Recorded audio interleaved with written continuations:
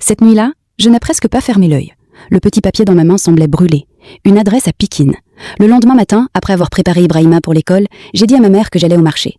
J'ai pris un taxi. Mon cœur battait fort. J'ai trouvé l'endroit. Une petite maison discrète, derrière le grand marché de Pikine. Le même homme m'attendait. Il m'a fait entrer rapidement et a fermé la porte. Je m'appelle Sheikh. Je travaillais comme chauffeur pour Mamadou Diop. Il a respiré profondément, comme s'il avait peur qu'on nous entende. Puis il a commencé à parler. Mamadou Diop n'est pas un homme comme les autres. À Dakar, tout le monde connaît son nom, mais personne n'ose vraiment en parler.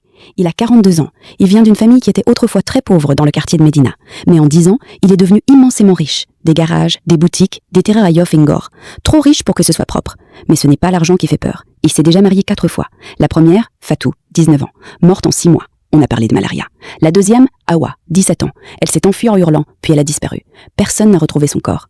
La troisième, Neye, 20 ans. Elle est revenue brisée, avec des marques sur le corps. Elle ne parlait plus.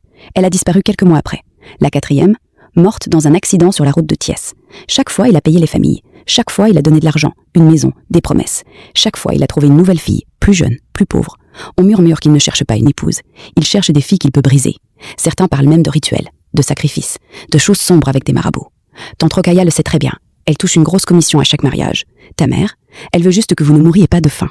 Cher m'a regardé droit dans les yeux. Tu es la prochaine sur sa liste, Mariama. Si tu acceptes ce mariage, tu ne seras plus jamais la même. Ou pire, tu ne reviendras peut-être jamais. Le silence est tombé.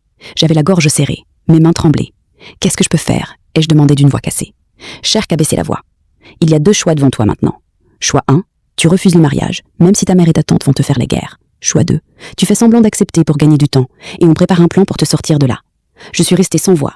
Fin, partie 3. Je suis rentrée à la maison avec une seule question qui brûlait dans ma tête. Qu'est-ce que je vais choisir?